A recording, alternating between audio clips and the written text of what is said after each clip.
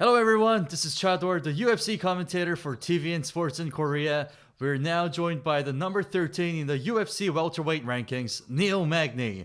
Hello sir, great to have you back on. Thanks for joining us. Oh, no problem at all. It's a pleasure to be here talking to you again. Now, we talked to you back in June just before the Rachmanov fight. Did anything change between then and now, or is this just another day in the office for you? It's another day in the office, but like the way that the focus had shifted from that fight to this one is a night and day difference. I mean, before I even started the training camp, one of the things I really wanted to take time to focus on was kind of clear my plate, where I didn't have a bunch of things to focus on outside of training camp. Where once I started another camp, I can actually dedicate my time to it 100% and not feel like I have to be in 1,000 different places at once while getting ready for a huge opportunity. Now, speaking of training, I understand that you usually fight 2 to 3 times a year, and this weekend will be your third fight in 2022. How do you take such good care of yourself and stay so active? Man, one of the biggest things about it is me to listen to my body. I mean, there's some days where, excuse me, there are some days where I want to push it, and my body's just like, nah, it's time to rest. Go ahead and pull it back. Wow, that seems really wise. Do you think you acquired this from all those years of experience, or were you always like this from the beginning? Definitely, the years experience plays a huge factor in it. Where in the past there'd be times that I was forced to fight with some small nagging injuries, and those injuries usually occurred for me overtraining or pushing my body a little bit too far. Where now I can go ahead and make that judgment call, and listen to my body, and say, hey, you know what?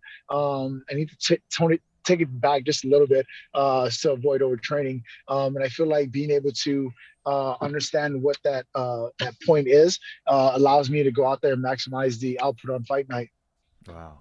And you were supposed to fight Daniel Rodriguez back in October 15th, but it was rescheduled to this Yeah. weekend due to his elbow infection.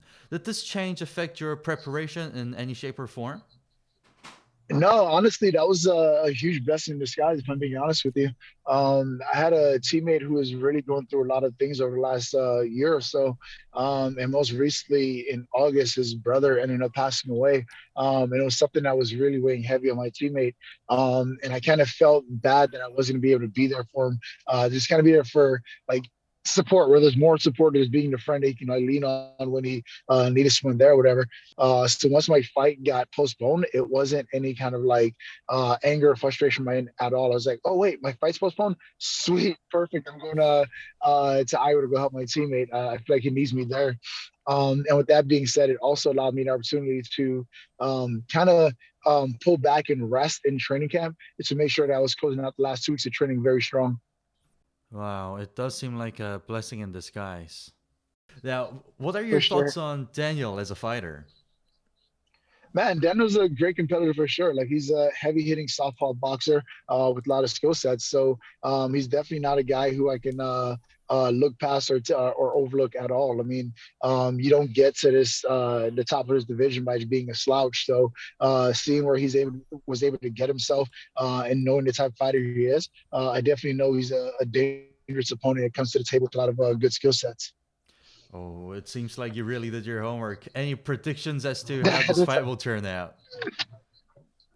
Yeah, this fight did turn out great. I'm looking to go out there and put a pace on him that he just cannot hang with. Where I'm going to force this fight to get the finish. I know I'm overdue for a finish, and I feel like Saturday night is perfect opportunity for me to go out there and do so. Oh, really hope that happens. Finally, anything you would like to say to your Korean fans? Man, I appreciate you guys so much. I mean, I've been fortunate enough to go to UFC Asia, UFC events in the Philippines and UFC events in China. I'm looking forward to being able to go to the UFC event that's coming up in February in Korea. Hopefully, I get to meet a lot of my Korean fans in person when I'm there in February. Oh, I truly hope that happens, and we would love to see you over here in Korea. Thank you so much for your time, For sir. sure. All right, no problem. Thank you so much. Cheers. Have a good day.